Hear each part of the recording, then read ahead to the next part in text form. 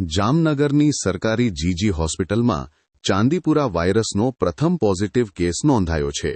ધ્રોલના રાજપરા ગામના 3 વર્ષના બાળકનું સારવાર દરમિયાન મોત થયું હતું અને તેનો ચાંદીપુરા રિપોર્ટ પોઝિટિવ આવ્યો છે.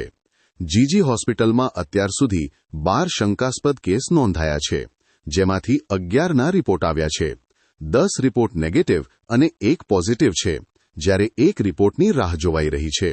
શંકાસ્પદ 12 દર્દીઓમાંથી 8ના મોત થયા છે. હાલ 2 દર્દીઓ સારવાર હેઠળ છે અને બંનેની હાલત સામાન્ય હોવાનું તબીબોએ જણાવ્યું છે. પ્રથમ પોઝિટિવ કેસ સામે આવતા આરોગ્ય તંત્ર સતર્ક બન્યું છે. જૂનાગઢમાં સોના અને ચાંદીના દાગીનાની ખરીદી માટેનું વર્ષોથી વિશ્વસનીય સ્થળ એટલે જય ભવાની જ્વેલર્સ, જ્યાં સ્ટાન્ડર્ડ 22 કેરેટ હોલમાર્કવાળા સોના અને ચાંદીના દાગીનાનો છે વિશાળ એસી શોરૂમ. શોરૂમની એક જ મુલાકાત આપ અમારા કાયમી ગ્રાહક બની જશો. જય ભવાની જ્વેલર્સ, ચોકસી હીરાલાલ મકનજી, ચોકસી બજાર, જૂનાગઢ.